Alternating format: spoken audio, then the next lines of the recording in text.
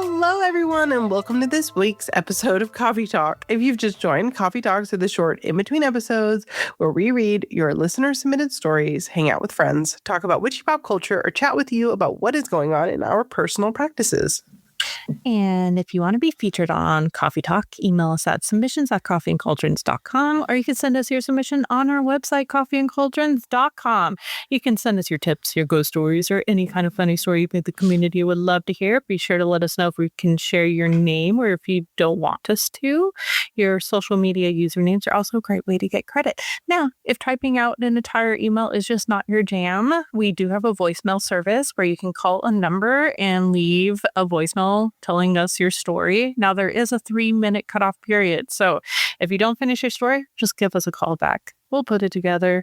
And that number is 351-207-0799. I will say, can we have a moment of silence for Maria saying anonymous every time? That makes me so sad that you stopped saying that. I noticed you stopped saying anonymous. That makes me so sad. I'm not saying it anymore because there's been too many times where I was like, oh, no, like completely, I cannot speak. You have a beautiful speech impediment because you grew up in Germany. It's fine. I love it. And I'm very sad that you've stopped saying it. So no, this just something to consider of self protection for myself. We also want to remind you guys, I just forgot, and now I'm remembering because I'm very pretty. On August 30th, we are going to be having Samantha Weisberg back, which is exciting. Has she done 2 classes for us before? Yeah, she did one other class for us. Yeah. We also have an episode with her. Samantha's amazing. Her class is going to be on August 30th. And I'm going to read the title she wrote out because it's really wonderful. Let me see. It is called Goddesses, Monsters, and Women of the Odyssey, a mythological creative writing class. Very exciting. I think it's very on brand, especially considering all the people that are freaking out about the Odyssey right now. They're just discovering Ulysses in this moment, which is, I mean, you love to see it. It took them 20 years there and 20 years back for that to, play out. So I'd love to see that for them. But yeah, I think it's going to be a really wonderful class. I'm very excited. Anything to do with creative writing. And her last class was amazing. It was so good. So good. And if you want a little teaser of the type of work that Samantha does before you decide if you want to join the class, we have a whole episode with her. So go check that out. She is incredibly talented, very, very smart. So it's going to be a great class. This week, Maria and I are going to listen to voicemails. We're going to catch up on the last of them, which is, I don't know, great, good, mid. I'm very excited. No. Yeah, I think it'll be good. I love listening to our listeners and their ghost stories. And then I think we will have caught up on all of them. If we did not play your story, the way that our voicemail system works is sometimes things get marked as listened to when they haven't been. So just call us back and play it through again. Do it again. It's not you, babes. It's us. No, that's when you're supposed to blame Google. Oh, right. Sorry. Google. Oh, it's never our fault. We are beautiful and very smart. All right. Let's give this a playthrough, shall we? Okay. Hi, John here. I'm telling a story about my childhood sleepover, which is spooky. Back when I was 10 years old, I had a best friend, and his name was Tim. And he lived downtown in kind of a very nice apartment. It was just a 2-story house, and it was kind of dirty. But, we were good friends, so you never talked about stuff like that. Well, then he moved into what was called the Bogart House. And it was this large hotel that was old. It was built, I think, in the 20s, and it was 4 stories tall. and it was really nice inside. And he lived on the 3rd floor, and it was all like marble and all kinds of intricate woodwork. It even had an elevator. That didn't work, but it was really cool in there, and it was clean. And he was very excited to have me come and sleep over and check out his new place. So we got there, and we ran up the stairs, and he showed me his room, and a lot of the ornamental stuff, wasn't used anymore, but it's still really cool. Like every room had a little fireplace in it. Back in the day, rich people had, these inlaid fireplaces. They were gas lit, and had those, and bookshelves, and it was just really cool. And we had a great time. And so we're hanging out in his bedroom, and he says, "Do you want to see something really neat?" I'm like, "Yeah." So he goes, "Check this out." So he goes into his closet, right? And when the place was remodeled to make more apartments, they closed off areas, and so the 4th floor wasn't being used anymore. So he goes into his closet, and it has like this paneling, this thin paneling, and he pushes it aside, like it wasn't attached to a wall. And he was looking there. And so I looked in there, and there was a stairwell, a big stairwell leading all the way up to the next floor behind his closet that you could get into. I'm like, "Oh my gosh, that's so cool. We should go, explore that." He's like, "No, we can't. I'll get in trouble. We won't be allowed to sleep over anymore. I'm not allowed up there. My parents know about it. I just wanted to show you." And I'm like, "Oh, okay." So anyway, so we spend the day together and have fun, and then we're getting ready for bed, and we're pretty much asleep. Tim's actually is asleep, and I'm still kind of awake. And that's when I hear this. I hear somebody up above us, and so I'm like, "Tim, there's someone upstairs." And he's like, "There's no one up there. We're down there listening in his room." And then we hear voices, and I'm like, they're indistinct, but there's voices like right outside his closet. So anyway, so that goes on for a while, and he gets upset, and he puts his pillow over his ears, and he says, "Just shut up and go to sleep." I'm like, "Okay." I don't know how I'm supposed to do that, but I will try. I heard a door up there close like that, a heavy door, and it closed. And so I didn't sleep. I was like, I just laid there awake. And the next morning, I'm talking to him about it, and I'm like, I know you heard that stuff. And he looked at me, and he's like, "Listen," he goes, "this is a nice place. I like it here. And I don't want to move. I don't want to move back into some place that isn't, safe." And I said, that's not safe. There's someone living up there. He goes, "There's nobody up there."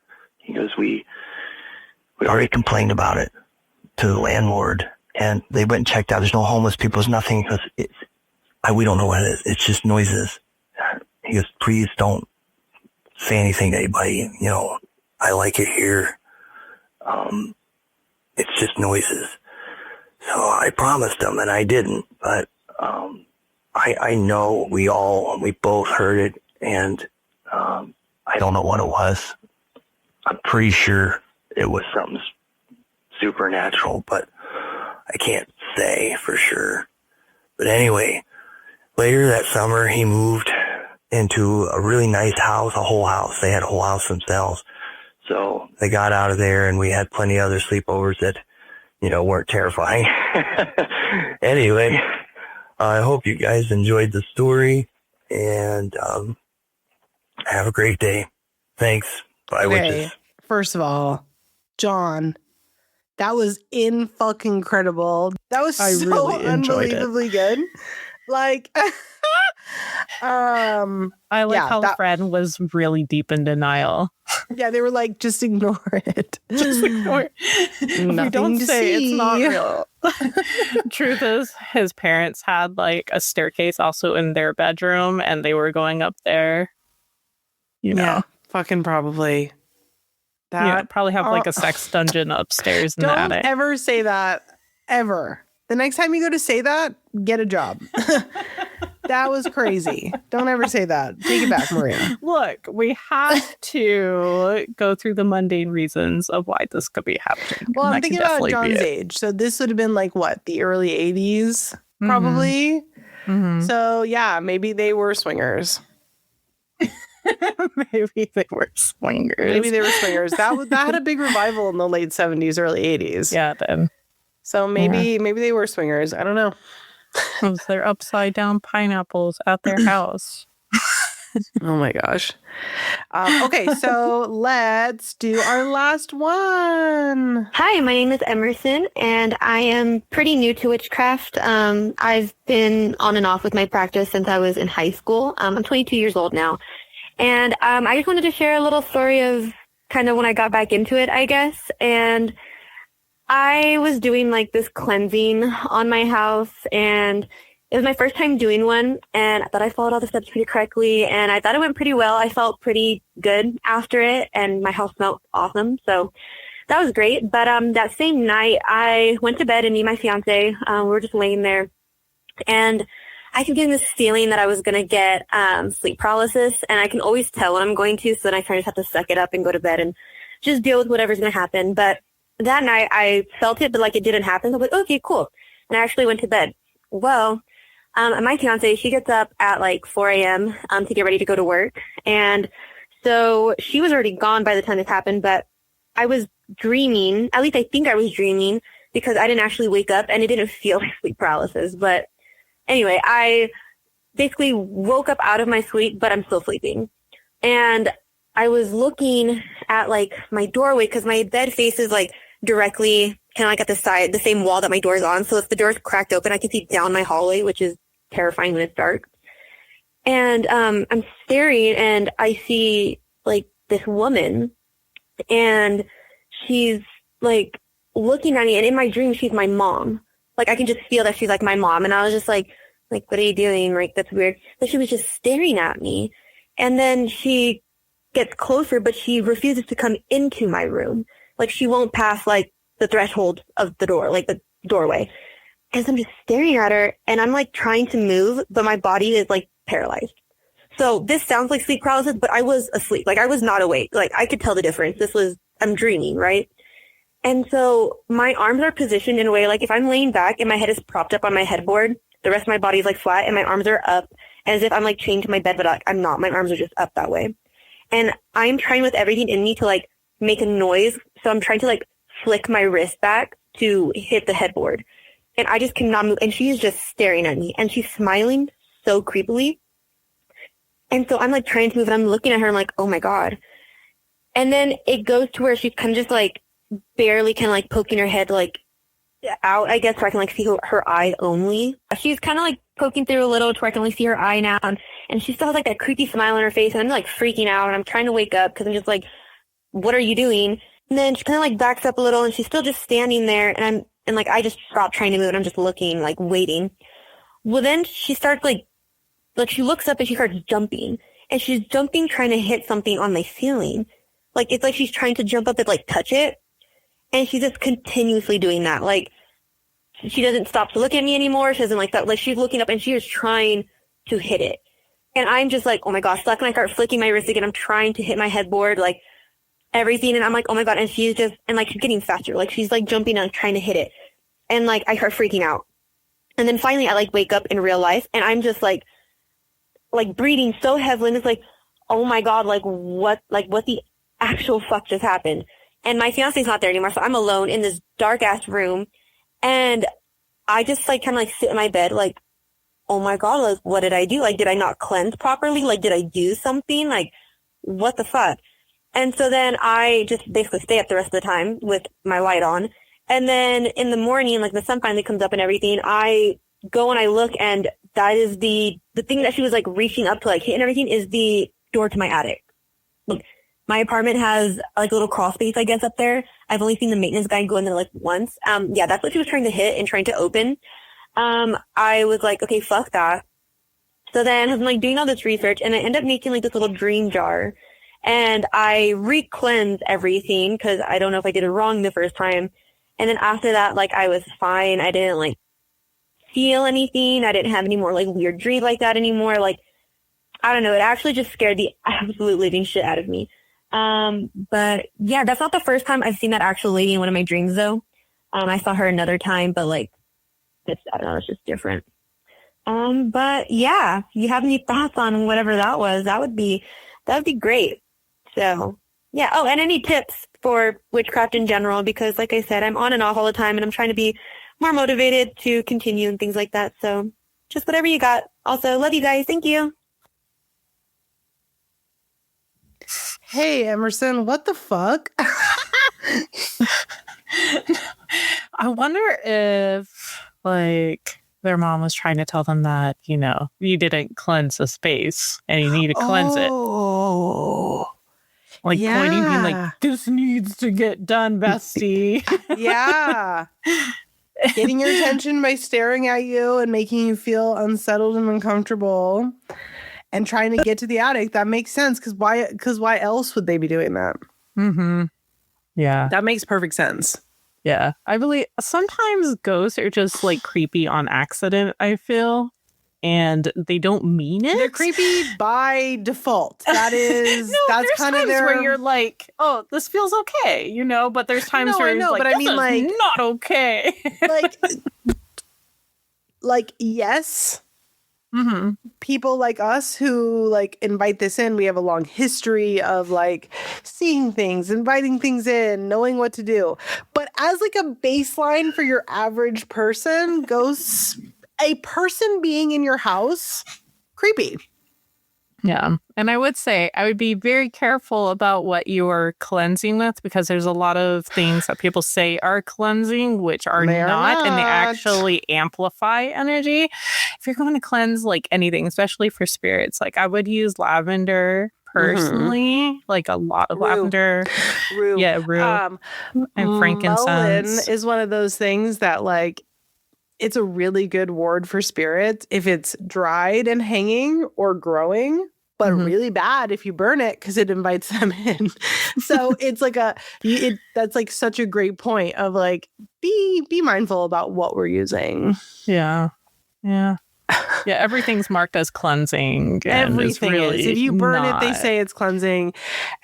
I mean, even you take, like, ignore the appropriation for just a moment, like set that aside for a moment. White sage is preparing the space for the Great Spirit to come in.